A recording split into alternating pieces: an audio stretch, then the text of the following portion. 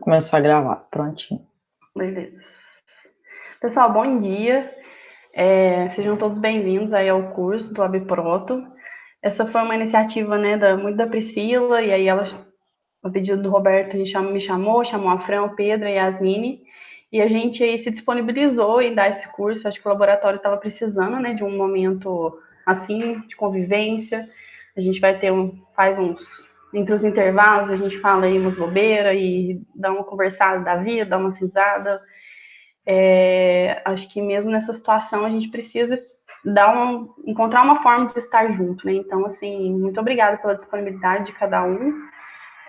Sei que não está fácil para todo mundo, mas a gente tá enfrentando tudo isso junto, né? Aí o Zaca conseguiu voltar.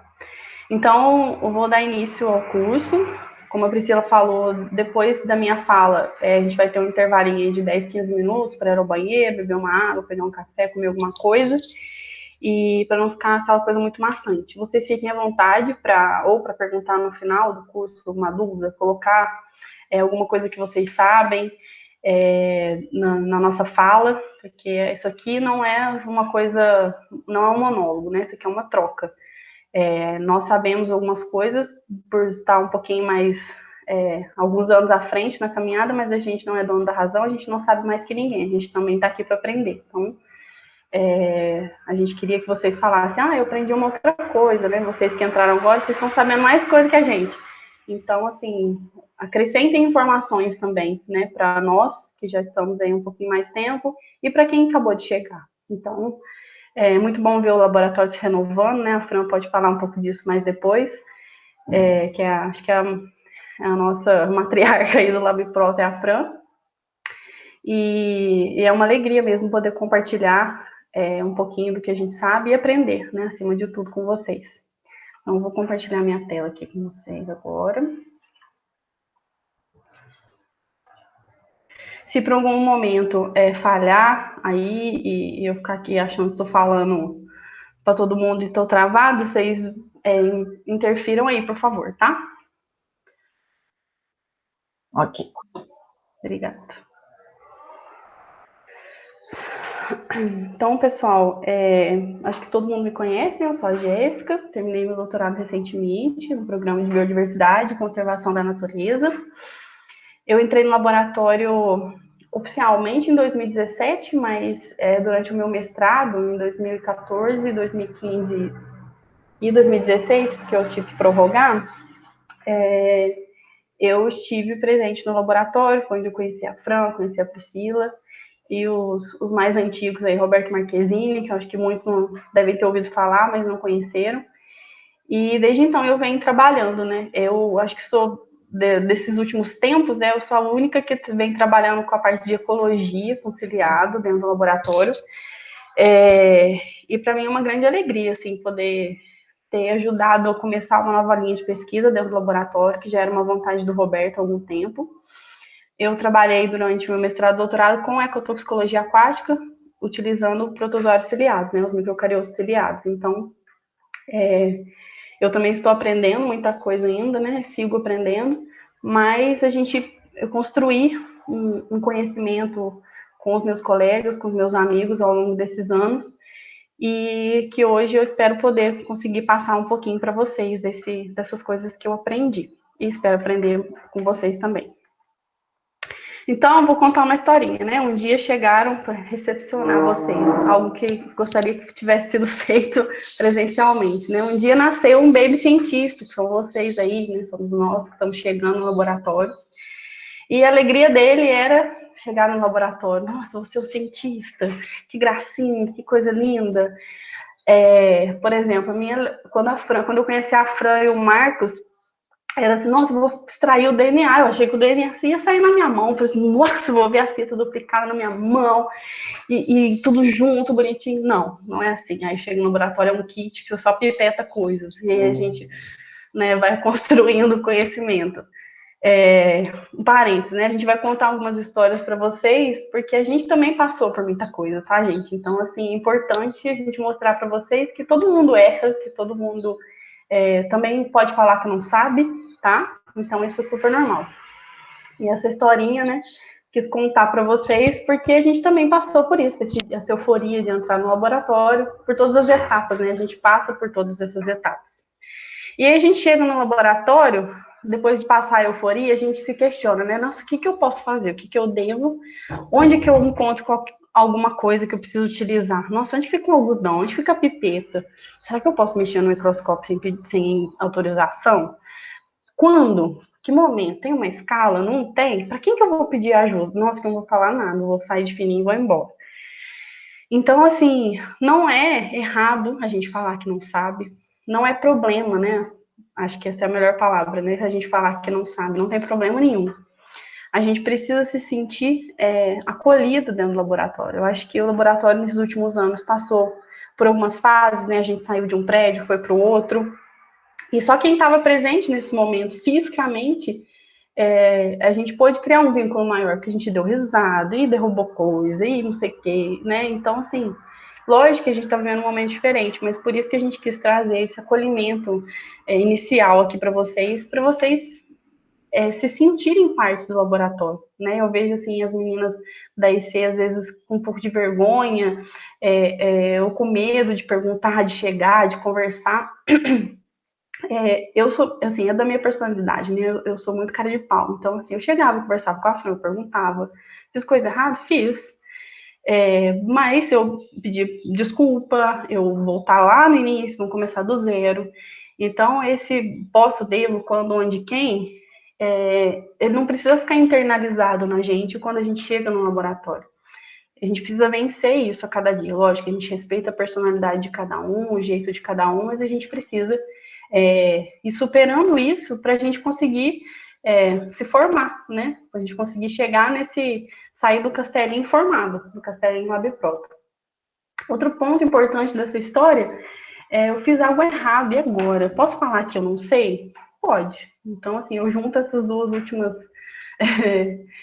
partes da história aqui, né? Eu vou contar uma situação, né? Eu não sabia, não sei quem aqui trabalhou com nitrato de prata, por exemplo. Eu não sabia que aquilo reagia à luz ultravioleta e eu fui pesar no laboratório do vizinho, eu derramei um pouco na bancada, fui limpar com papel. No outro dia, a gente recebe foto da professora Marta que a bancada do laboratório estava suja, estava preta. Eu não tinha ideia daquilo, né? Assim, eu estava ali eu sujei o meu rosto com nitrato de prata, estava muito calor, eu estava fazendo a técnica, sei lá quantas vezes por dia, ficava assim, ó, ficava assim, mesmo de jaleco. Comecei a usar 2 luvas depois que isso aconteceu. Então, assim, eu não tô aqui contando com vergonha, aconteceu, né? Então, às vezes foi falta de eu perguntar. Eu cheguei no laboratório, a Fran deve lembrar, com muita vergonha, né? Eu vim de uma universidade muito pequena. Eu assim, eu falava, nossa, eu não sei nada, esse povo tá aqui, sabe tudo, na Universidade Federal, eu não sei de nada, eu vim lá da FEP, que é desse tamanho, não sei, eu escutava eles falar, eu tinha vontade de enfiar num buraco e ir embora e nunca mais voltar.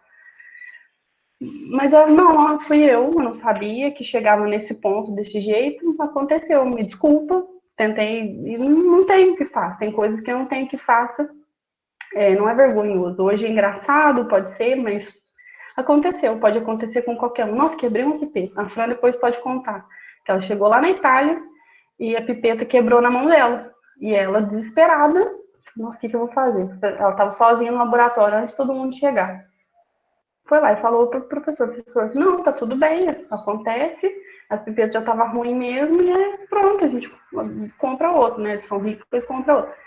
Pronto, acontece. Então, assim, não é errado falar que não sabe. Então, assim, esse sentimento, né? A gente, nós alunos, eu, Yasmin, Pedro, Fran e Priscila, a gente tem muito dessa essência que o Roberto transmite para a gente. Então, a gente quer que vocês se sintam acolhidos, que vocês se sintam acolhidos mesmo nessa situação de pandemia, mesmo estando olhando para mim, para fotinhas de todo mundo aí na tela, através de um computador.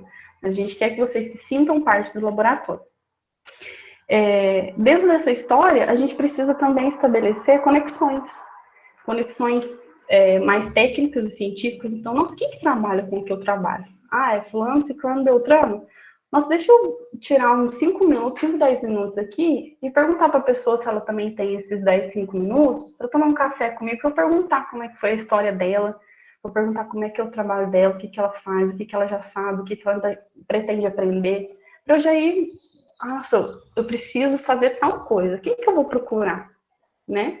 Lógico que pode ser uma pessoa de outra linha de pesquisa dentro do laboratório que às vezes também sabe daquilo, mas para não segregar o laboratório, né? Eu acho que o laboratório teve uma fase, e isso a gente não tem que esconder de ninguém, mas hoje o laboratório é muito homogêneo nesse sentido de estabelecer essas conexões, de ter fortalecido essas conexões. Né? Acho que muito dessa geração, desses novos alunos que entraram, que tem essa essência de querer fazer conexão, de formar equipe, independente da área, da gente pedir para... Nós, quantas vezes a Fran lê meu texto, a Fran manda o texto dela para mim, vou dar umas sugestões, me ajuda aqui, o que você acha dessa frase? Tá legal? Tá? Não tem problema nenhum. Nossa, mas ele vai ver meu trabalho, não sei o que. Não, aqui no laboratório isso nunca aconteceu, né? Se aconteceu, não foi com a gente. Então, assim, isso é muito importante dentro dessa história, daquele bebê cientista que entrou no laboratório. A gente quebrar algumas barreiras para estabelecer essas conexões. Sempre escutar, coloquei os mais velhos, entre aspas, porque a gente pode ser mais velho, a gente pode ter alguns anos a mais de caminhada, a gente pode ser mais velho até mesmo uma certidão de nascimento, mas a gente não sabe mais do que ninguém, né? A gente passou por experiências, passou por situações que hoje a gente pode chegar aqui e falar para vocês, olha, você vai fazer técnica de prata seco, então coloca 2 luvas, gruda no jaleco e faz isso e não faça aquilo, né? Uma coisa que eu sempre falei com a Luana e o Pedro, né? E agora a Thaís está trabalhando comigo. Chegou no laboratório, você vai ficar aqui pelo menos 6 meses, não vai? Vai. Então você vai arrumar um caderno, que vai ficar aqui dentro do laboratório, e você vai anotar como se fosse um diário. Um diário, que na semana que vem você vem aqui, não, será que eu fiz tal coisa? Será que eu pus comida para paramécia ou não pus? Anota, naquele mesmo momento. Eu abro meu caderno, eu sei o que, que eu fiz. Então, assim, cada um tem um jeito de organizar, né? A sua rotina, o seu plano, aí, a sua agenda, enfim. Mas tenha sempre uma anotação de coisas só para o laboratório, uma folha do seu caderno que seja. Que só você entende a sua bagunça, né? A gente tem essa mania, né, disso. Então, mas tenham, não deixem de ter, porque isso é muito importante, porque daqui 4 anos o Roberto às vezes precisa, um outro aluno que entrou, e por aí vai, porque o laboratório tem ciclos, né? As pessoas passam. Então, a gente precisa deixar tudo registrado, né? Porque a gente passa, mas o laboratório está lá, né? A gente fez parte daquilo um dia. Não é só uma foto com todo mundo do laboratório que vai dizer que eu fui do LabProto, mas sim também um registro técnico. E a gente precisa ter isso para nós e para poder passar para o Roberto, né? Outra coisa importante que eu queria destacar, assim, que o laboratório nunca teve disso, quem manda, né? A gente sabe, a gente tem o respeito e a consideração pelo Roberto, pela Marta, pela Mariana, pelo Marcos durante muito tempo, que a gente respeita, a gente sabe que é para quem a gente deve satisfação. Mas eles nunca tiveram isso de, tem que fazer, tem isso aqui. Não, né? Acho que todo mundo já percebeu isso. Mas eu não sei se alguém que já trabalhou fora, já teve patrão, a gente tem que olhar, assim, em alguns momentos, eles como patrão, como chefe mesmo. Para a gente poder se colocar no nosso lugar também. Não é se sentir inferior, mas a gente se colocar no nosso lugar e falar, nossa, eu tenho que cumprir aquilo. Porque o Roberto e os demais professores, eles sempre deram muita liberdade para a gente montar o nosso calendário, a nossa programação da semana, do mês, né, para trabalhar. Mas a gente precisa dar um retorno, né? Essa relação aluno-orientador, ela é uma via de mão dupla, assim como qualquer tipo de relação, né, que a gente tem. Então, a gente precisa respeitar esse passo da história, né? Falar assim, nossa, semana passei mal, mas aí eu vou sumir, vou falar, vou inventar alguma coisa. Não consegui dar conta por qualquer outra coisa. Não precisa disso. Não precisa disso. Fala assim, Roberto, essa semana não estava bem, não consegui fazer nada. Tá tudo bem, não tem problema. Ninguém tá bem todo dia. E outra parte dessa história, né, assim, que eu também sou muito grata, são as conexões afetivas que a gente cria, né, os momentos, por isso que eu coloquei a xicrinha de café aí, né, é o momento que a gente mais gostava, acho que, do laboratório, nos intervalos. Quem vai passar o café hoje? né? Então, assim, é tão bom. A gente tomava aquele café ruim, tum, da UFJF, horrível, que era folha e mato mastigado, mas a gente tomava. Não era o café em si, era o momento que a gente contava as histórias, dava risada, e chorava, e, né, desabafava. E ali criava, de fato, as conexões afetivas que a gente carrega até hoje, né? A gente pode sair do laboratório, mas a gente vai ter, sabe com quem contar, né? A gente faz, de fato, amizades. Então, sejam todos bem-vindos, né? Que a gente possa se divertir, que a gente possa realmente trocar experiências de vida também nesses próximos dias, a partir de hoje. Para mim é uma alegria poder falar com vocês e poder escutar também vocês, né? Então eu gosto muito dessa frase que eu coloco em muitas minhas apresentações, que o todo é maior que a soma de suas partes. Então que a gente possa mesmo estabelecer essas conexões nessa semana, fortalecer nessas conexões que já estão estabelecidas, que a gente possa fazer trocas entre as diferentes áreas que cada um trabalha e possa ir fortalecer esse time no laboratório, fortalecer ainda mais essa história.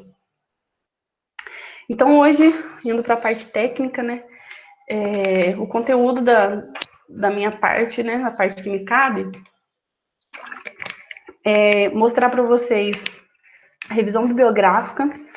Lógico que a gente vai ter um pouco de divisão dessas partes, que quem vai falar um pouco mais detalhado, né? Algumas coisas eu vou passar bem por cima e outras eu vou dar um pouco mais de detalhes. As bases de dados e códigos de pesquisa, e vou passar sucinto, porque a Yasmin vai falar disso hoje ainda. Organização dos dados, eu vejo muitos alunos perguntando, nossa, mas como é que você organiza seus dados para fazer uma revisão, né? Nós estamos no momento em que a gente está precisando se reinventar dentro do laboratório. Então, o nosso laboratório é o computador, né, o tempo todo. Então, a gente está optando muito por trabalho de meta-análise, trabalho de revisão, trabalhar com banco de dados. Então, quando a gente entra no laboratório, quando a gente começa a fazer um trabalho, a gente fica meio perdido, né? Nossa, como é que eu vou organizar isso aqui tudo? Vou ficar perdido, vou ter que ler quanto, não sei o quê. A gente já começa a ficar apavorado, mas não, calma, uma coisa de cada vez, né? Vou falar um pouco de redação científica e de análises, programas que a gente pode fazer as análises ou quem procurar para ajudar a gente, e elaboração de gráficos, né? A gente vai tentar contar uma história toda, dar o início, meio e fim de todas as etapas, né? Onde da maioria das etapas dentro do processo técnico e científico que a gente tem dentro como cientista, né? Que a gente vai desenvolvendo, né? É aquele bebezinho que está aprendendo a andar, depois vai aprender a falar e vai, né, vai criar sua personalidade. E isso é muito importante, por isso que eu quis contar aquela historinha no início, porque a gente vai dar o nosso tom, a nossa identidade na escrita do nosso trabalho, na maneira como a gente conduz o nosso trabalho dentro do laboratório ou no computador agora, nesse momento. Então, é isso que a gente quer, né? É isso que a gente precisa fazer. Então, a revisão biográfica, primeiramente, assim, aí eu já venho os conselhos dos mais velhos, né? Planejamento. Então, assim, a gente sabe que a gente não tem só a atividade do laboratório para fazer, né? A maioria de vocês aí está na graduação, então vocês precisam ter uma agenda, um planejamento muito bem feito, porque querendo ou não, a gente tem prazos e a gente precisa dar o feedback para o nosso orientador. Então, a primeira coisa, planejamento. Hoje eu passei mal, não consegui fazer nada e estava no meu dia para ter que fazer tal coisa no laboratório. Eu reorganizo. Então é uma coisa que está sempre em movimento, né? O planejamento das nossas atividades, mas ele precisa acontecer, porque não é assim, hoje eu acordei de bom humor, hoje eu vou fazer uma pesquisinha, hoje eu vou escrever uma frasezinha aqui. Não, não é assim que funciona, né? Eu acho que a gente tem que se comprometer e saber da responsabilidade que a gente tem perante o trabalho que a gente assumiu. Então, organizar as pastas do seu computador. Cada um tem um jeito de organizar, cada um tem um jeito de trabalhar, né, com o seu computador. Vou espalhar tudo na área de trabalho. Não, vou colocar lá nos meus documentos. Aí eu crio uma pasta lá, LabProto. Dentro da pasta LabProto eu vou colocar relatórios, artigos, outros documentos. Não sei, mas organiza. Tenha claro, assim, nomeia as pastas de maneira que você não esqueça, senão eu já sei onde está aquilo. O Roberto pediu tal coisa, eu já sei onde está tal coisa. Então, você já procura. Para fazer uma revisão biográfica, tenha claro a pergunta que você quer responder. É muito comum quando a gente vai fazer uma revisão, não, eu vou buscar tudo, vou enfiar tudo ali e pronto, né? Não, não é assim que funciona. A gente precisa centrar a nossa pergunta, porque senão a gente vai buscar tudo e não vai ter nada.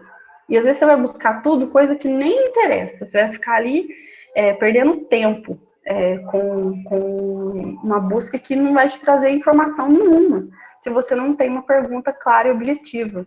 Então é assim, eu quero responder, eu tô perguntando A e eu sei que eu posso encontrar B, C e D. Beleza? Você já tem em mente mais ou menos o que você pode encontrar. Lógico que é sempre uma surpresa quando a gente faz revisão biográfica, dependendo de como e o que a gente busca. Mas se você tiver claro, não, eu quero buscar tal informação nos artigos. Então, todo artigo que tiver X de informação é o que eu vou utilizar para compor a minha revisão bibliográfica. O resto eu elimino. É o que a gente chama de critério de inclusão e critério de exclusão. Então, tenham sempre claro isso em mente. O que é critério de inclusão, o que é critério de exclusão. No momento de uma revisão bibliográfica, uma meta-análise, isso é muito importante, porque senão a gente se perde no meio da revisão, porque a literatura é muito vasta, né? Então, e muitas vezes, mesmo a gente montando um código de pesquisa muito bem estabelecido para essa revisão, vai vir coisas que não cabem à nossa pergunta. Então, a gente precisa ter claro em mente essa pergunta, esses critérios, para a gente poder saber o que tirar e o que incluir, porque senão a gente vai buscar e não vai chegar no fim. E, mais uma vez, anote todos os passos, né? Tem um diário aí, eu vou fazer a revisão de tal coisa. Então, hoje eu consegui fazer isso, hoje eu encontrei tantos, não sei o quê. E muito importante da revisão biográfica, porque senão ela nunca tem fim, né? É você estabelecer esse prazo, né? Ter esse planejamento, porque ele precisa ter um fim. Então, quando você descrever lá na sua metodologia o passo a passo da sua revisão, você precisa colocar o dia que você terminou a sua busca. Porque no dia seguinte, você falou, terminei hoje, dia 22 de março de 2021. Amanhã pode ter mais 2 ou 3 artigos que saíram, e aí? Nossa, não coloquei aqueles, não. Já está resguardado, eu acabei aqui, pronto, acabou. Então, o revisor não tem mais nada que falar, e por aí vai. Então, mas isso são águas para os próximos passos, né? Então, assim, esses conselhos, esse passo a passo inicial, ele é muito importante vocês terem em mente para poder facilitar o trabalho de vocês. O próximo passo, né? Então, eu estabeleci a minha pergunta, selecionei os meus critérios e agora eu vou começar a minha busca. Eu não vou dar detalhes aqui sobre esses bancos, como cada um porque depois a Yasmin vai mostrar isso. Mas nós, né, a maioria tem conhecimento que nós temos aí o Scopus, o Web of Science, o PubMed, o Google Escolar e também as referências dos artigos que a gente vai encontrando, né? São as bases de dados que a gente mais conhece, que a gente mais utiliza para poder fazer a nossa revisão. E existem os operadores booleanos, né, onde a gente monta o nosso código de busca, colocando aquilo que a gente quer que apareça e o que a gente não quer. Então, por isso que a gente tem o AND como um operador booleano de soma, né? Então, eu quero que aquilo é isso mais isso, essa combinação. Ou aquilo, né? No caso aqui, eu dei esse exemplo aqui da ecotoxicologia, onde eu posso... Por que eu coloquei o asterisco, por exemplo? Porque eu posso ter ecotoxicological e ecotoxicology. Então, é o que vem, tudo que vem com esse conjunto de, praticamente, de letras, né, que a gente estabeleceu aqui no nosso código. E eu posso colocar o not também, quando eu não quiser, quando eu quiser eliminar algo da minha pesquisa. Lógico que pode ser que ainda venha, né, alguma coisa ou outra que a gente não quer, que não está estabelecido nos nossos critérios, mas que vai calhar de chegar na nossa busca, e a gente precisa ter essa pergunta clara em mente, justamente para a gente ter esse espírito crítico de poder, não, isso aqui não quero isso aqui não é na minha busca, tá? Isso daqui é só para vocês, a gente reforçar, para a gente já trazer à mente aí o que a gente pode fazer e como a gente pode fazer, mas depois a Yasmin vai dar mais detalhes de como cada um funciona e etc. Às vezes vocês conhecerem algum outro banco de dados, o pessoal que trabalha com taxonomia, eu acredito, né, que tem outros bancos para que eles sentar aqui e eles vão falar também disso. Então, é uma troca, como eu falei, né? Mais uma vez, organize os dados, principalmente dentro da revisão. Então, eu já organizei as pastas do meu computador. Estou lá, vamos pensar no mundo macro. Então, tudo que veio ali, eu já sei o meu critério de inclusão, bonitinho, de exclusão. Monto uma planilha no Excel. Jéssica, não tem facilidade com Excel. Aí é que entra essa troca que a gente está fazendo agora. Nossa, Jéssica, você tem facilidade de mexer no Excel? Tem. Tem. Você me ajuda? Ajudo. Então, eu tenho uma pasta, uma planilha aqui modelo, para te mostrar como você pode organizar. Você pode pesquisar em outros artigos que tenham material suplementar, ou você pode encontrar uma maneira melhor do que a minha, mais fácil para você, que você entenda melhor, para começar a organizar. Sempre tem outro conselho, sempre tem uma pasta, uma planilha, por exemplo, bagunçada, onde você coloca ali coisas, comentário, que você destacou ali naquele momento. Nossa, veio esse artigo, nossa, mas ele tem umas coisas, umas dúvidas, não sei o quê. Você coloca ali uns comentários que só você entende. Não tem problema. Tem essa planilha separada da planilha, bonitinha, organizada, que vai como material suplementar ou informação de suporte no seu artigo, porque essa planilha, esse Excel montadinho, bonitinho, organizado, precisa ser de entendimento de todo mundo que vai pegar. Senão, entendi, aquele numerou, aquele colocou, no caso aqui, que eu usei de modelo, eu numerei cada artigo, coloquei, separei por janelinha aqui, né, no Excel, o tipo do contaminante, o nome dele, o primeiro autor, o título, e aí fui acrescentando o que eu queria na minha planilha. Mas todo mundo que pega aqui já entendeu o que eu fiz. Ela numerou o artigo, ela colocou o nome do composto, e assim ela fez para todos os outros compostos que ela trabalhou. Isso fica fácil de entender, né? Porque aquela bagunça inicial que a gente fez, ela é só a gente que tem, porque depois você vai trazer algumas informações daquela bagunça inicial para cá. Então, tenha sempre essas pastas separadas. Vocês podem estar isso, nossa, que bobeira, não sei o quê, já sei disso. Gente, muitas vezes a gente se perde no meio de uma busca. E se a gente tem tanto essa organização das pastas no computador bem feita, bem clara na sua mente, do jeito que você gosta de trabalhar, e também dessas planilhas do Excel, isso salva a vida. Nossa, eu digitei um número errado. Onde será que pode estar? De ter uma vírgula, de ter um zero a mais. Isso pode dar artefato na sua, na sua análise, a posteriori, que pode gerar um problemão, vai gerar dado errado. E aí? Você vai saber onde voltar? Na bagunça ou na organização? Então, isso é muito importante. Outra dica importante, eu estou trabalhando com número, né? Às vezes é uma questão aí da vírgula do ponto do seu computador. Tem ele organizado, configurado bonitinho.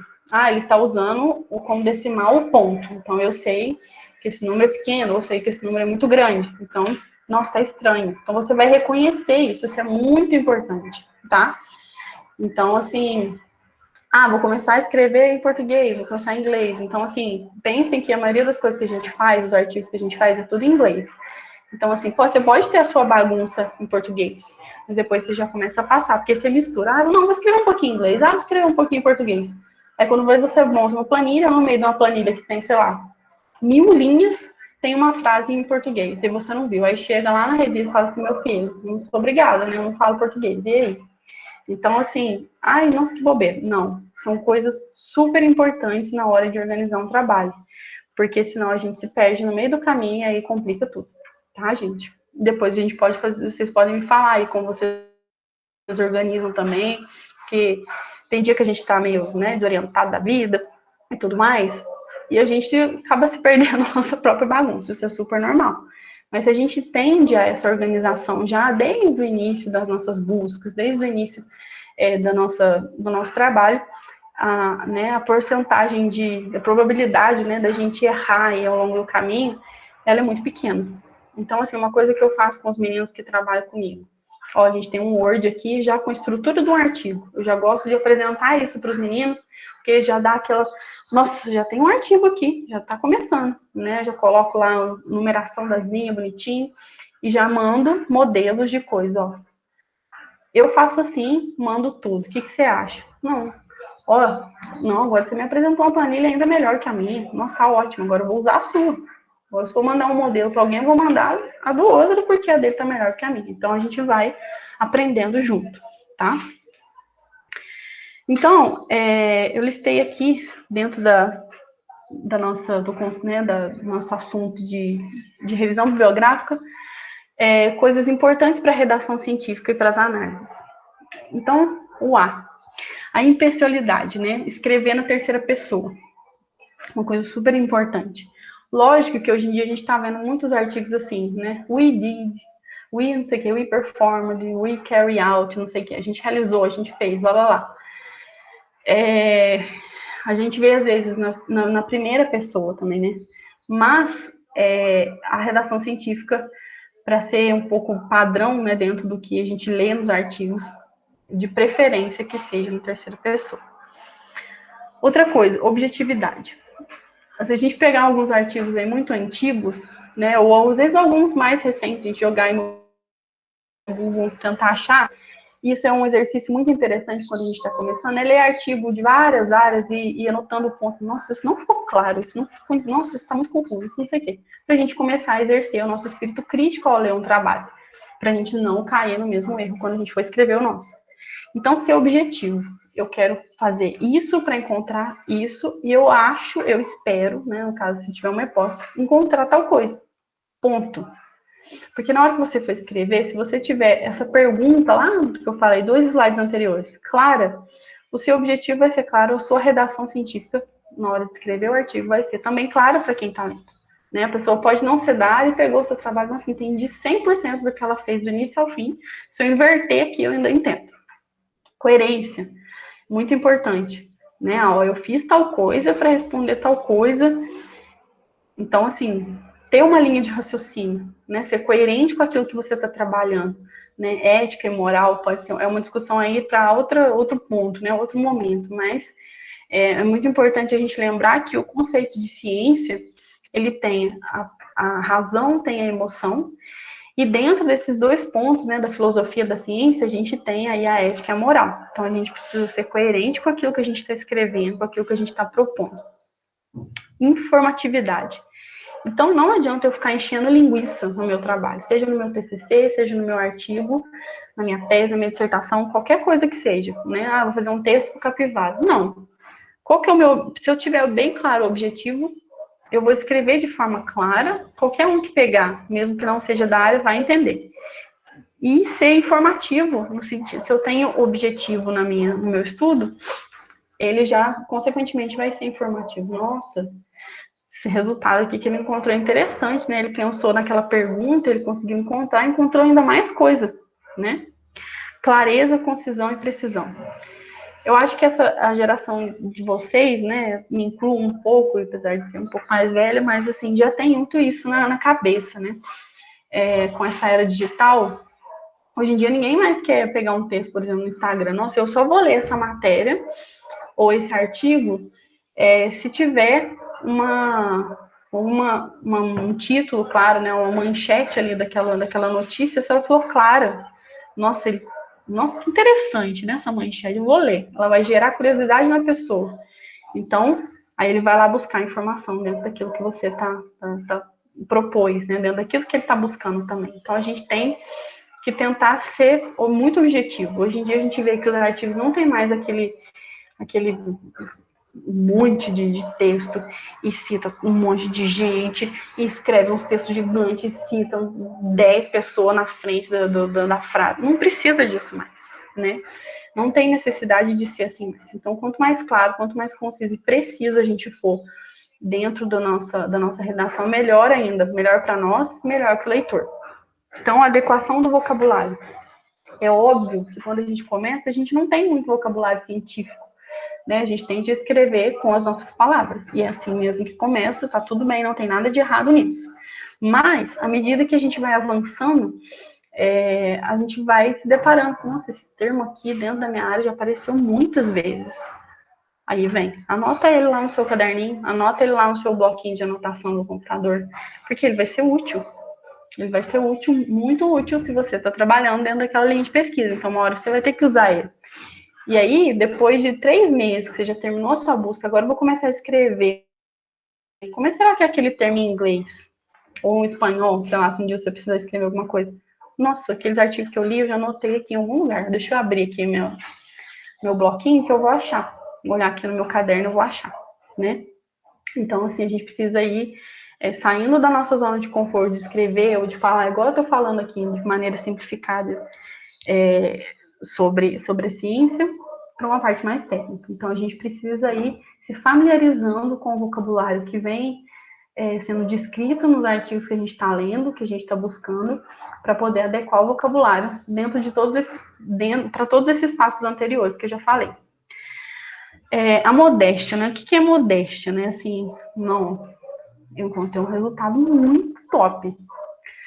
Nossa, eu vou arregaçar agora, eu vou falar para todo mundo que eu descobri aí a cura do câncer. Tá, mas ainda assim, se você pegar os trabalhos, vou citar aqui Nature Science, né, que são as revistas de maior impacto, de maior circulação, de maior leitura, você pode pegar o texto, ele está muito bem escrito, ele tem tudo isso que eu já falei anteriormente, principalmente clareza e precisão. Vocês podem notar, assim, dependendo da área, do tipo de, né, do artigo que está nessas revistas, às vezes é até uma short communication, uma mini review, e ele está descobrindo uma coisa muito, muito top. Um pesquisador aí de 30 anos de trabalho, já trabalha com aquilo há muito tempo, blá blá blá. Mas ele tem a modéstia no texto. Vocês podem reparar, pode pegar um artigo. Lógico que a gente encontra muito trabalho que a pessoa, você vê claramente na escrita da pessoa que a pessoa quis, não, porque eu sou o Deus da ecotoxicologia. Não, não é assim que funciona. Né? Então a gente precisa saber se colocar no nosso lugar, valorizar os nossos dados de maneira correta, coerente, mas implicar ali a modéstia na nossa escrita. A imparcialidade, né? Assim, a gente tem às vezes dois lados, né? Os dois lados da moeda, dependendo da linha de pesquisa que a gente está trabalhando. É igual a opinião política, né? A gente tem direita e tem esquerda. Então, assim, mas na hora de escrever um texto científico, a gente precisa ter esse tom de imparcialidade ali. Lógico, se você for fazer, geralmente isso acontece com pesquisadores mais experientes, né, de mais velho de guerra mesmo, assim, gente que às vezes já aposentou, e é convidado por uma revista para escrever um artigo de opinião. Aí ele vai descer o cacete ou vai vangloriar ali aquela área de pesquisa que ele está trabalhando, e aí ele não vai ser imparcial em coisa nenhuma, ele vai falar o que ele pensa e pronto, acabou, com bases no que ele já estudou, com citações e referências corretas, mas ele pode dar o tom ali dele sem problema. Para a gente que está começando, a gente tem que tomar esse cuidado o tempo todo. Agora, mais alguns conselhos, né? Se for seu primeiro trabalho, deixa as ideias fluírem. Então, nossa, hoje eu preciso começar a escrever. Então, já fiz a minha busca lá, bibliográfica, e hoje eu preciso escrever, começar aqui a escrever tudo que eu fiz. Para quem está começando, nossa, eu não consigo escrever em inglês ainda. Então, escreva em português, deixa a ideia fluir. Escreve ali. Tem dia que a gente tá super inspirado. E aí, dali 2, 3 dias, dali uma semana, a gente pega aquele parágrafo, aquele texto que a gente já escreveu e releia. Nossa, eu escrevi isso, meu Deus do céu. Mas fluiu a ideia, né? O que você queria informar tá ali no texto, agora você vai lapidar ele. Então, outra coisa, preste atenção em como os artigos são organizados e redigidos. Isso eu aprendi muito com a Fran, né? Assim, nossa, esse parágrafo aqui, ele fala disso. Então, eu tenho aqui uma introdução. O primeiro parágrafo ele falou disso, aí ele saiu dessa ideia. O segundo parágrafo ele tratou disso, o terceiro, o quarto, ou já foi para o objetivo. Anota como que isso vem sendo feito dentro do que você está lendo, porque isso você pode utilizar a seu favor. Você pode fazer a mesma coisa na hora de escrever o seu trabalho. Anotar os termos técnicos e científicos mais comuns na sua área, isso é muito importante, porque aquilo tem que estar na sua cabeça do avesso, né? Que você vai usar o tempo todo.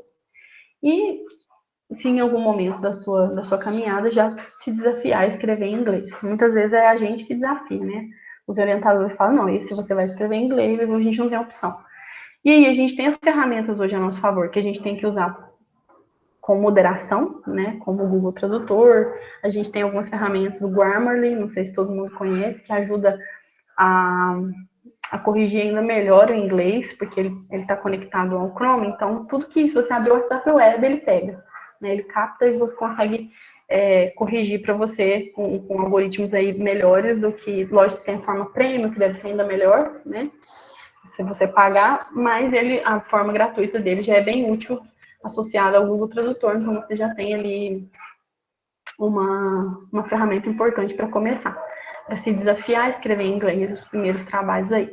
E no início a gente vai escrever, vai ficar ruim, vai ficar portuguesado, mas aí a gente vai lendo, vai aprendendo aí, vai estudando, né, a língua inglesa em si, e, nossa, isso aqui tá muito ruim.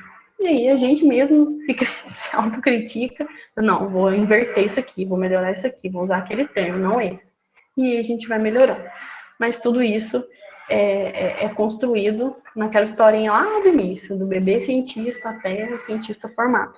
Né? Então vamos respeitar esses passos. Outro ponto da redação científica. Né? Então, assim, agora eu vou por partes. Na introdução. O que precisa ter na introdução de um artigo científico ou do meu TCC? Né? Ou se a gente vai escrever a tese, a dissertação do modo antigo. Então, primeiro, ressalte a problemática de forma clara e global, regional ou local. Ah, não, se eu estou trabalhando aqui em Itajubá, eu vou já falar, ressaltar a problemática do que está acontecendo aqui em Itajubá. Não vou lá para o mundo inteiro para chegar em Itajubá. Não tem necessidade. Mas, e aí você precisa ter claro em mente a sua pergunta, mais uma vez, para você poder montar essa problemática, o que te levou a fazer esse estudo, para você poder expor ali para o leitor tudo que você vem encontrando na literatura a respeito daquela problemática, para poder abordar de maneira clara. Faça as perguntas, mas não as responda ainda. Você vai jogar ali para o leitor. Pessoal, isso precisa, a gente está com dúvida nisso. Aquilo dentro daquele tema ainda precisa ser repensado, não sei, vai refletindo aí em cima do que vocês trabalham, tá? Que eu acho que facilita bastante, do que eu ficar dando exemplo aqui. E aí você, dentro da ordem da introdução, você não vai responder ainda, mas você já vai deixar ali para o leitor uma curiosidade. Nossa, isso precisa ser respondido, por causa disso, disso e disso. Aí ali você também vai dar exemplos do que está acontecendo, vai citar, né, vai referenciar alguns artigos que vem estudando, ou que encontraram outros problemas, e aí você vai, pensa aí na sua pesquisa, que você vai mostrar ali ao longo da sua introdução. E aí, em um determinado momento, isso você pode pensar numa ordem de parágrafo mesmo, né? Exatamente nessa ordem. Lá para o terceiro, quarto parágrafo, dependendo do tamanho da sua introdução, e lembrando lá da precisão, concisão e objetividade, você vai justificar o seu trabalho. Você ressaltou a problemática, fez as perguntas, né, e não respondeu ainda, e aí você fala, então, por isso, por causa desse problema e dessas perguntas que não foram respondidas, esse trabalho vai fazer isso, isso, isso. Tá vendo? A gente já construiu toda uma ideia que vai facilitar para o leitor. Você não vai ficar enchendo a linguiça. Então, né, era uma vez um céu azul, que tinha nuvens brancas, e aí a montanha era verde, e tinha árvores também verdes, não precisa disso, né? Vamos ser papum. E é isso que está acontecendo. A gente passou por isso, a não ser que você esteja fazendo um big artigo de revisão, você precisa contar uma história inteira, desde lá da criação do mundo até agora. Mas aí você também vai dar o tom de objetividade, de precisão na sua escrita, para poder facilitar o leitor, né? E vai referenciar da maneira correta. Aí aqui faça as referências corretamente em cada frase e parágrafo, a não ser que seja... É muito difícil hoje a gente encontrar alguns artigos que ao final de cada frase não tem uma referência. A não ser que a pessoa está só finalizando uma ideia ou algo do tipo, a gente vê que não tem uma citação ali na introdução ou na discussão do trabalho. Mas é muito difícil, porque na introdução você está levantando o problema que justifica o seu trabalho com base no que tem na literatura, a não ser que seja uma ideia nova, uma linha de pesquisa nova que não tem realmente nada. 2, 3 trabalhos, mundo. Aí tudo bem, aí você vai dar o seu tom imparcialmente, mas com a modéstia, né? Tudo aquilo que eu citei. Então a gente tem que tomar muito cuidado. E aí a gente chega nos objetivos do trabalho e as questões a serem respondidas. Materiais e métodos. Então, o que eu preciso fazer, né? A descrição do sujeito ou do objeto do estudo. Então, eu começo lá de forma... Gente, e o materiais e métodos, geralmente, assim, é a parte... Se vocês querem começar a escrever o artigo, começa pelo material e métodos, que é tudo que você fez, que você vem fazendo ao longo do tempo, né? Antes de você escrever a introdução, ou até mesmo os resultados. Já tá ali cheio de gráfico, a cabeça já tá borbulhando. Nossa, quer escrever tudo isso. Começa pelo material e método, que aí você vai organizando as ideias, você vai conseguindo ter uma sequência lógica para você poder depois escrever os seus resultados com calma, de forma clara. Então, descreve ali o sujeito ou objeto do seu estudo. Né, o que eu utilizei? Como que eu utilizei? Né, aonde que eu utilizei isso? Lá no LabProton, eu utilizei uma pipeta assim, não sei o que então a gente vai fazer de maneira correta. E isso vocês vão encontrando também nos artigos que vocês já estão lendo da área e vão ver como é que eles organizam essa escrita. Né? O que eles colocam. Às vezes a gente coloca coisa demais, então eu coloquei coisa demais. Não tem necessidade de escrever a cor da pipeta que eu usei. Não tem. Eu usei uma pipeta assim, assim, assado. Pronto. Acabou. Então, assim, a gente tem que ir ponderando, né? Colocando na balança o que é importante, que vai realmente trazer algum tipo de informação significativa para quem está lendo, e aquele tipo de informação que não tem utilidade nenhuma. O delineamento do seu estudo, então, assim, eu parti de tal lugar e fui até onde. Esse delineamento é muito comum em experimento, né? Então, assim, a gente deixar muito claro quantas réplicas eu utilizei, que mais? O tempo, né, o período que eu fiz, quantos dias que durou e tal. Porque aquilo pode ser criticado por quem vai ler no futuro, né? Quando a gente chegar no ponto da revisão, né? No patamar da revisão, quando a gente submete o artigo. Então, a gente precisa ter muito claro isso em mente para a gente poder descrever da maneira correta. Os procedimentos específicos, não, aqui eu usei uma técnica específica para responder as minhas perguntas. Então, eu detalho, vou ver lá nos artigos como é que eles detalham, o que eles escrevem, que é importante, que não pode passar, e vou escrever aqui no meu também. E a análise dos dados, a gente tem que escrever ali no material mesmo. Então, a estatística que eu utilizei, o programa que eu utilizei, a versão que eu utilizei.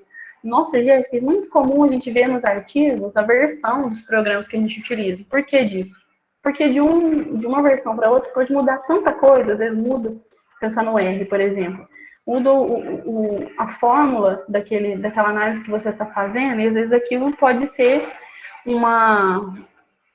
um ponto importante que pode modificar um pouquinho essa análise, às vezes um valor de P ou alguma coisa, a maneira como a análise vai ser gerada para você poder interpretar aqueles dados. Então, o revisor ou quem for olhar o seu trabalho, né, a metodologia, e falar assim, ele usou essa versão. A gente sabe que essa versão, ela é assim, assim, assado. Então, é importante a gente escrever de maneira correta tudo que a gente está utilizando como, por isso que é um tópico de materiais e métodos, né? O material que a gente está utilizando para poder executar aquele estudo, aquela pesquisa.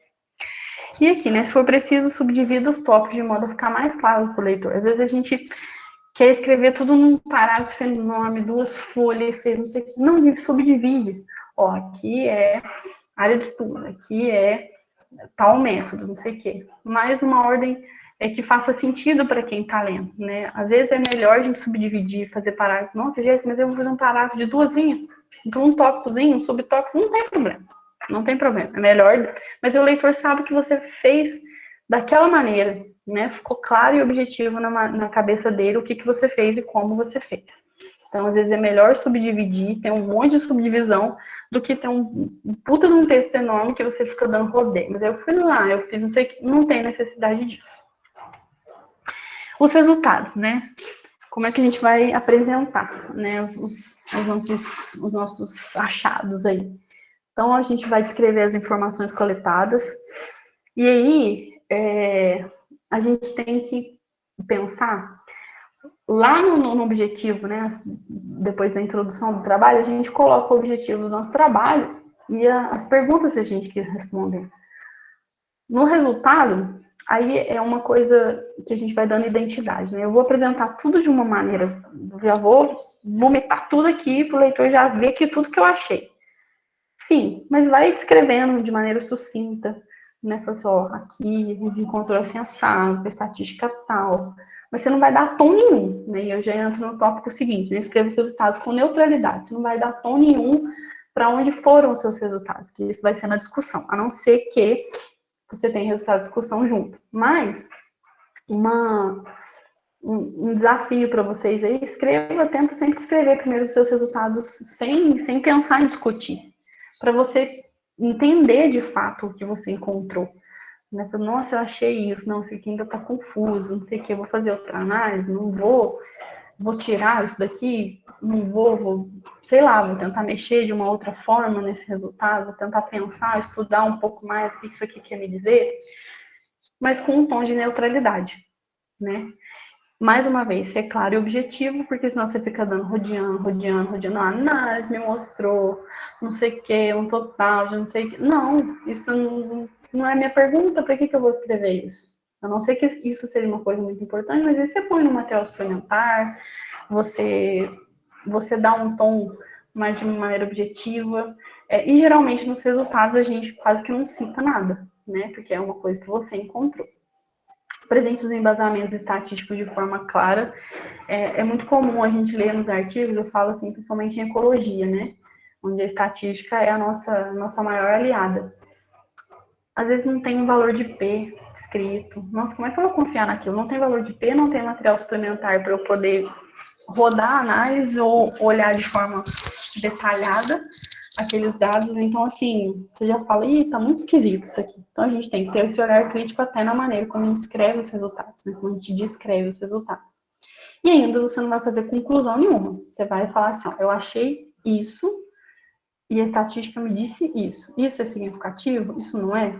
Ou não, eu encontrei um total. Se eu estou fazendo uma revisão biográfica, por exemplo, uma meta-análise, encontrei tal coisa, ponto. Foram tantos, eu parti de tanto, encontrei tantos. E eu trabalhei com esse N me deu isso de informação. Acabou aí, você não vai concluir nada, você não vai citar nada, ponto, acabou. É o que você encontrou. E papo 880, não tem meio termo, tá? A discussão. É muito comum hoje em dia a gente ver resultado de discussão junto. Há orientadores, pesquisadores que gostam, há quem não gosta, que prefira uma coisa ou outra. É óbvio que quando você escreve a discussão separada dos resultados, você vai fazendo breves retrospectivas, né? E aí já entra aqui o primeiro tópico dessa parte de redação. Dos seus resultados, é óbvio, porque você vai falar jogado? Não. Mas então, ó, com base naquele, a gente encontrou tal coisa, isso aqui pode, né, ou disse isso, você conseguiu afirmar com seus resultados que você, lógico, né, a modéstia, mais uma vez, a imparcialidade, a gente encontrou isso. E aí você vai discutir, aí os autores encontraram, outros autores encontraram isso, dessa forma, etc, e por aí vai. Mas aqui a gente vai fazendo breves retrospectivas ao longo da nossa escrita para poder relembrar o leitor, né? E isso é até elegante, né? A Fran gosta muito dessa palavra, né? Isso é muito elegante, né? Na hora de a gente escrever a nossa discussão. E aqui na discussão você vai evidenciar de forma muito modesta e clara os resultados do seu trabalho, os principais resultados do seu trabalho. Para você começar a criar a linha de raciocínio em cima do que tem na literatura, o que você encontrou, para você começar a concluir o seu trabalho.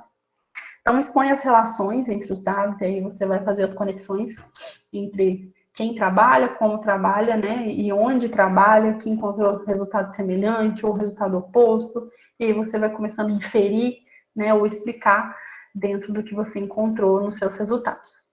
Então, confronte com a hipótese inicial. Eu tenho uma hipótese, né, isso é muito comum em ecologia. Eu tenho uma hipótese inicial. Então, aquela hipótese sua nula ou não? Você respondeu de fato as suas perguntas lá do seu objetivo ou não? Nossa, ó, tudo. E outro ponto importante. A gente tem a tendência de querer sempre achar resultado positivo. Positivo para quem? Para mim. Não, porque o ciliado não morreu naquela concentração da cafeína que eu esperava. Eu queria que morresse todo mundo. E aí o meu resultado, entre aspas, é negativo dentro da minha hipótese, do que eu esperava no trabalho. né? Quando a gente, às vezes, tem que escrever um projeto, tem que colocar lá resultados esperados. Não, eu espero que mata tudo que morre, eu vou fazer um banner para a cidade inteira que tem que proteger o ciliado. Não, não é porque eu encontrei um resultado que eu não esperava que eu não vou conseguir trabalhar com ele de maneira técnica, científica, de maneira adequada, né? Então a gente pode ir confrontando os trabalhos e a discussão é o momento para isso, né? A gente vai colocar o tom adequado para isso, mas a gente vai conseguir aproveitar os nossos resultados. Apresente as possíveis respostas para o problema. Então, lá no primeiro parágrafo da introdução, eu expus a problemática. Será que a gente conseguiu solucionar algum problema ou ainda precisa ser feito mais coisa, com base nos nossos resultados também, né? Considerações finais, né? São tópicos aí que às vezes a gente pode já tender a concluir já na discussão, o último parágrafo ser bem conclusivo, ou não, ou a gente pode fazer um tópico separado, onde, ó, eu perguntei isso, eu encontrei isso e assim vai. E aí, mais uma vez, no tópico de conclusão, a gente vai colocar o que a gente achou e ponto, né? O que a gente, de fato, respondeu ali com a nossa pesquisa.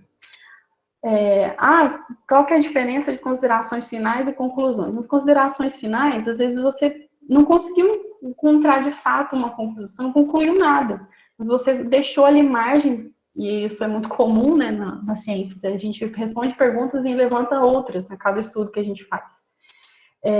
Então a gente põe ali considerações finais, né, nosso estudo encontrou isso, blá, blá, blá, blá, mas ainda precisa fazer isso, e a gente já dá um tom de perspectiva futura.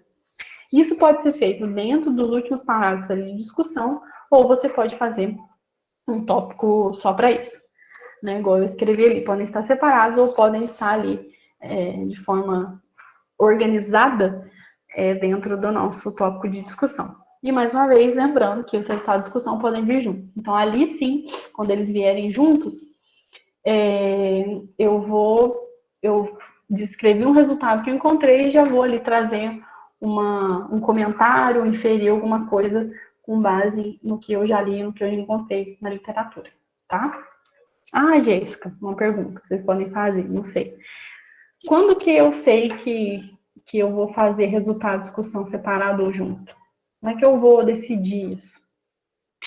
Vai muito do que você trabalha, vai muito da revista que você escolheu, se ela aceita ou não resultado de discussão junto, ou se eles têm que estar separados. Então, primeiro, essas perguntas você tem que responder, e aí você toma a decisão. Meus resultados foram tão objetivos assim, ou não, ainda está um pouco confuso. E aí você toma a decisão, o que você acha mais coerente. Aí entra mais uma vez a coerência, né?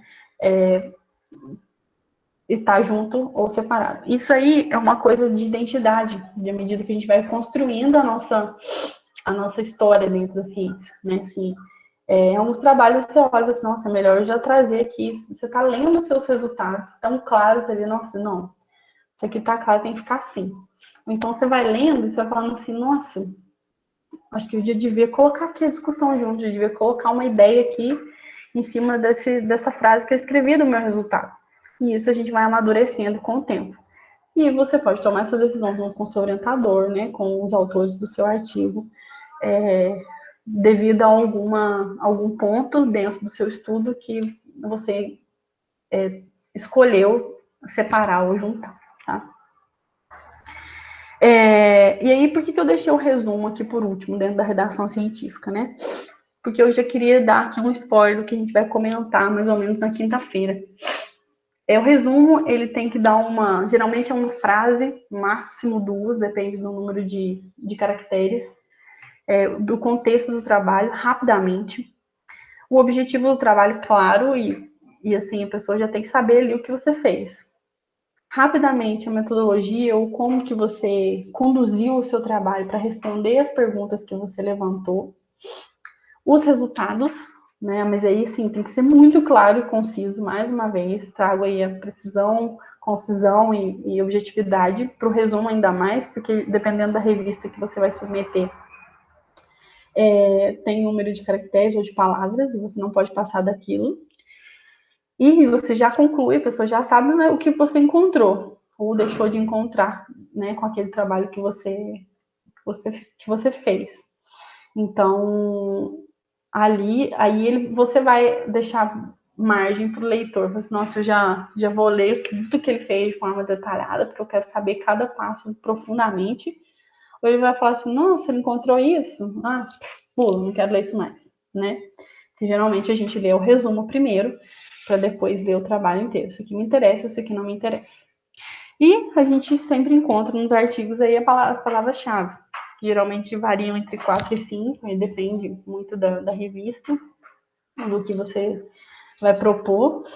E aí as palavras-chave, geralmente, elas não são as mesmas do título, isso é muito importante falar, porque todos os algoritmos de busca, eles têm muito disso, de buscar o que está no título e nas palavras-chave de forma separada. Então, se você colocar as mesmas palavras no título e nas palavras-chave, o seu algoritmo ele vai ficar limitado, né?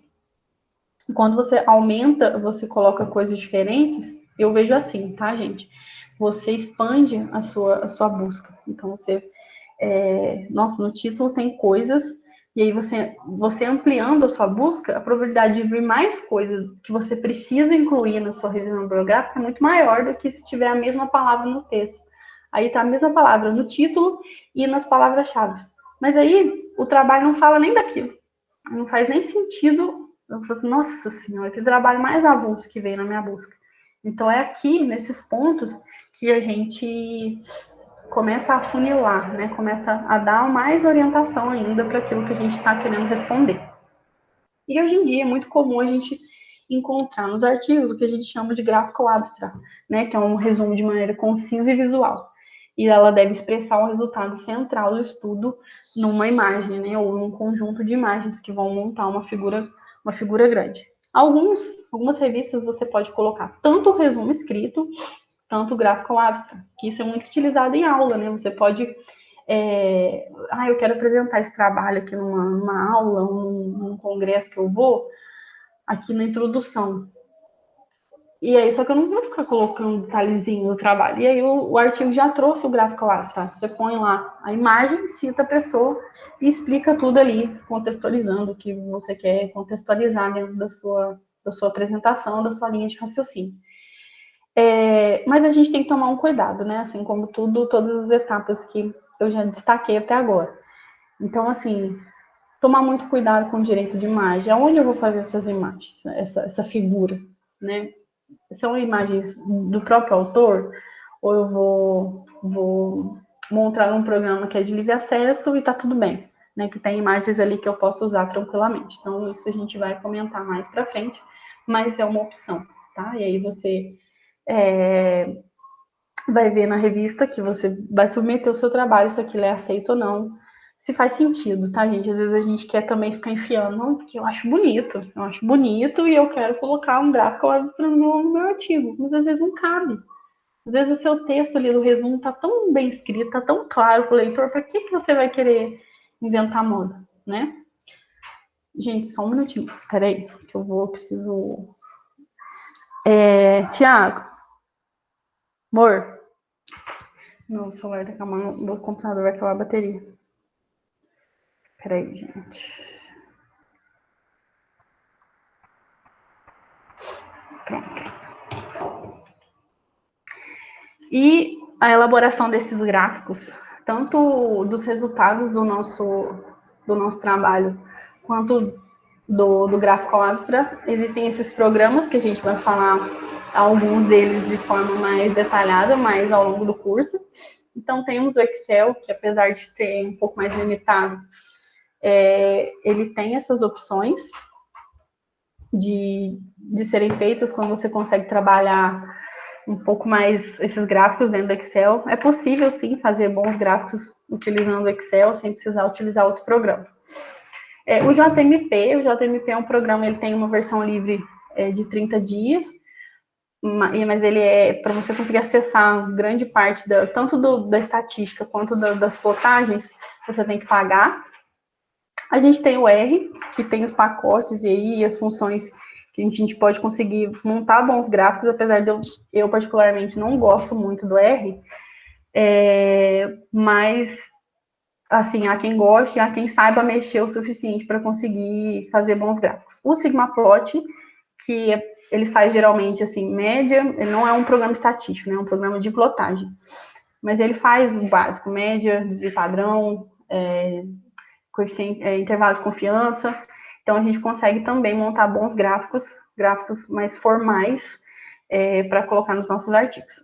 Eu não conheço muito bem, foi inclusive o Thiago que me falou desse Chartist, que isso para quem conhece um pouquinho de linguagem de Python, mas ele é bem simples de escrever. Nesse site, ele é online, né? Ele é no navegador, e você consegue montar gráficos simples de curva, de barra, de coluna, etc., online, com os seus dados, né? É um scriptzinho bem pequeno, e você vai dispondo os seus dados ali naquele script e ele vai montando para você. E fica bem bonitinho. Você pode baixar e colorir da maneira que você acha adequado para apresentar os seus dados, e ele fica com uma carinha bem bonitinha quando a gente está trabalhando nele. E o próprio Canva, né? Assim, a gente tem o Canva ali. Bom dia. Apresentando. Desculpa, gente, o celular tá maluco. Gráfico de pixel, gráfico de barra, alguns a gente consegue montar aí no Canva, colocando os nossos resultados. E aí vai variar de cada um do que você está fazendo, o tipo de gráfico que você vai apresentar os seus resultados. Então, assim, a gente tem aí essa variedade de opções que a gente pode trabalhar, tanto para montar os nossos gráficos quanto as nossas figuras. Então, obrigada, gente, pela atenção. Falei muito, né? Acho que falei no tempo certo aí, né? Que a gente começou atrasadinho. Então, aí fica aí o meu contato para vocês, né, falarem comigo à vontade. Vocês têm o meu WhatsApp ali no grupo do LabProto. E espero que a gente se encontre vacinados daqui a um tempo e possa, de fato, se abraçar fisicamente. Falei para arregaçar, lá. Cadê? Galera, você interrompeu o compartilhamento, né? Vou interromper a gravação aqui. Pessoal, a gente então tirar um intervalinho até 10h30 e 10h30 a gente volta, tá bom? Não, vocês têm alguma dúvida, gente? Vocês querem acrescentar alguma coisa antes do intervalo? Sei que deve estar querendo ir comer ou ir no banheiro. Jéssica, eu tenho uma curiosidade mais, na verdade. Uhum. Sobre essa estrutura de organização dos trabalhos, eu tenho visto recentemente assim, alguns trabalhos que fogem um pouco dessa estrutura clássica de introdução, material e métodos. Por exemplo, ele tende a jogar o material e métodos para o final e puxar os resultados para o início. Isso, assim, isso é uma tendência bem aceita pelas revistas ou é só pontual mesmo? Eu acho que isso depende muito da revista, né? Porque aí quando você vai organizar ou vai escolher uma revista, você tem que olhar lá como que você vai enviar isso para revisão, né? Eu vejo muito esse formato, Saulo, confesso na mente. Eles apresentam a metodologia por último, né? Eles, como se fosse, às vezes, depois das referências que está a metodologia, né? Isso é muito comum. Porque o que importa, de fato, são os resultados. Mas é óbvio que a gente tem que ver se a maneira como você encontrou aqueles resultados, ela foi adequada. Eu não sei se é uma tendência, mas eu acho que varia muito da revista, muito. Às vezes o pesquisador ele tem aquela preferência, né? Mais uma preferência por dispor, né, os resultados dele daquela maneira. E aí ele vai procurar revistas que aceitem esse formato para apresentar. E aí é uma coisa muito pessoal até, eu acho, assim. Eu confesso que eu gosto desse modo clássico, assim, eu fico um pouco perdida quando eu pego alguns artigos, às vezes da Nature ou Science, que tá o resultado logo depois da introdução. Eu falo, ai meu Deus, mas como é que ele encontrou isso aqui? Se eu já tivesse lido antes a metodologia, que tá logo acima, naquele formato clássico, eu já sei como ele encontrou, né? Então, assim, acho que é uma coisa muito pessoal. Se a Fran, a Priscila aí quiser, o Pedro mesmo, acrescentar alguma coisa, eu acho que é uma coisa muito, muito pessoal. Eu não gosto muito, mas... Aqui, eu vou falar... Posso falar? Interrompi você. Pode. Não, eu vou falar um pouco disso na próxima aulinha aqui, próxima parte do curso. Aqui. Então tá bom. Mas valeu já o questionamento do Saulo, já deixa aí uma pergunta para a Franzinha responder. É isso, mas assim, bem de uma forma geral, né, são muitos detalhes, a gente não vai conseguir abordar tudo aqui, mas é igual a Jess falou, as dúvidas elas vão surgir, né? E a gente está aqui para ajudar, só mandar mensagem para a gente e tudo mais. Mas ótima pergunta, Saulo, assim, a gente tem esse formato bem lembrado, assim, nem tava lembrando disso, mas a gente encontra e precisa ser falado disso, né? A Fernanda depois vai comentar rapidamente, mas eu acho que é uma coisa muito pessoal, assim, da maneira, ou a revista mesmo que você escolheu que te obriga a escrever daquela forma, né? Colocar os seus dados daquela forma, e você não tem opção. E pronto. Né? O que eu tenho reparado, Saulo, é que esse formato da metodologia depois tem sido mais utilizado por revista de divulgação científica, porque para o público geral, tipo a Nature mesmo que a Jéssica falou, é mais focado para divulgação. O público geral não quer saber da metodologia, quem quer saber da metodologia é cientista. Aí, quando a revista tem esse formato de divulgação científica, de apresentar os resultados para divulgação, normalmente ela apresenta a introdução, que normalmente é mais curta do que a introdução que a gente está acostumado, e depois vem logo o resultado de uma maneira mais didática, com os gráficos bonitos, umas imagens bonitas assim, focado para divulgação. Isso que eu tenho reparado, que tem sido sim uma tendência, mas nessas revistas. Nas outras, com um alvo do público mais cientista mesmo, eu não tenho reparado isso não, é mais tranquilo. Não faz sentido mesmo, Pedro. Beleza, gente, obrigado. E são artigos menores também, se você for ver, assim, são coisas bem diretas, né, que são publicadas nessas revistas. Apesar de outras revistas, até uma que a gente conhece muito, a Protist, né, que é uma revista de proto, que está dentro da nossa área, ela tem esse formato aí, dos métodos aparecerem depois. Mas eu também não sei se é uma tendência, não. Por isso que tem que ficar muito atento nas normas da revista, né? Sim, eu vou falar um pouco disso aí também. A Milena falou aqui, né? Depende, né? Na minha área tem bastante artigo assim também. Acho que a área da Milena, né? Que ela trabalha com a parte de parasitos, né, Milena? Se eu estiver errado, você me corrige. Então, eu acho que tem essa tendência de já expor os resultados. Assim, a gente encontrou isso aqui dessa pergunta. Então, a metodologia fica por último. Talvez seja uma coisa até repetitiva, né? Metodologia parecida dentro daquele tipo de resultado que você está buscando, e aí as revistas da área optaram por já formatar tudo assim, para ficar claro para quem é da área, já sabe que vai encontrar o artigo daquela forma. Mas eu também acho que não é uma tendência, não. Eu acho que depende muito. Isso é legal, gente. Isso aí, vamos questionando, vamos construindo o conhecimento. Acho que isso é importante. Eu queria isso, né? Que a gente interagisse, não ficasse todo mundo aí com... A gente fala no presencial... no presencial a gente fala, todo mundo com cara de ovo aí, olhando para nossa cara. Não, aqui com os microfoninhos desligados. Não, vamos ligar o microfone, vamos falar, interrompe no meio, e é isso aí. Sim. Isso tudo que eu falei, gente, assim, essa construção... Pode falar, Zaca. Pode falar. Pode falar, queria, portanto, levar essa onda mesmo e dizer parabéns ao Jéssica pela sua apresentação. Na verdade, nós é que agradecemos essa compartilha, disse que a repetição sempre é a mãe do conhecimento. Então, cada vez mais, quando fazemos isso, renovamos e aprendemos mais. Até que não é uma pergunta, é mesmo uma curiosidade com essa questão de tendências, de mudanças e tal.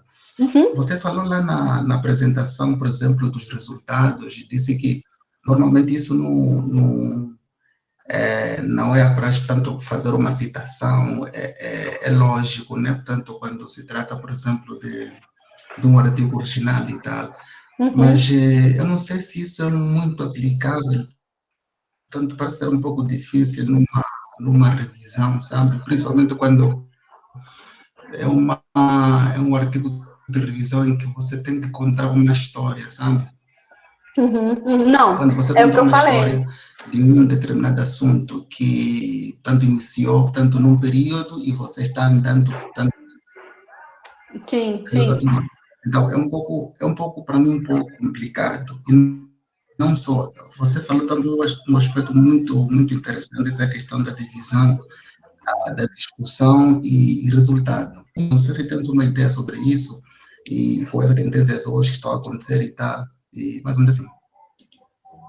Sim, eu acho que essa questão, quando o seu artigo vai contar uma história, né, geralmente a sua metodologia vai ser super curta, porque você vai mostrar como você buscou, o que você queria, né, buscar ali, os critérios de inclusão e etc. E aí, quando você iniciar os seus resultados, seu primeiro tópico, às vezes, do resultado vai ser histórico, e aí você vai citar, né? É meio óbvio, mas aí depende do formato da sua revisão, né? Se a sua revisão ela tem análises posteriores embutidas, aí você vai refletir como é que você vai descrever aquilo, mas é óbvio que cada um, né, sabe, tem as suas particularidades, e tem que ser bem ressaltado isso, né, assim, pensar, olhar o que você quer responder, como que você vai estruturar para responder cada etapa ali do seu trabalho, né, então, assim, é super normal você pegar um artigo de revisão daqueles bruto mesmo, grande, e você vê aí o histórico ali, isso eu já vi nos artigos da Fran, por exemplo, o histórico, e cada um tem uma citaçãozinha ali depois. E é óbvio, né? Quem fez, quem falou lá naquele período, precisa ser lembrado, óbvio. Então, assim, é sempre pensar que cada artigo, cada trabalho, cada linha de pesquisa tem a sua particularidade. Então, você vai refletir como você vai organizar o seu trabalho dentro da sua realidade, né, na verdade. Ótimo, bem lembrado. É isso mesmo, gente. Vamos questionar aí.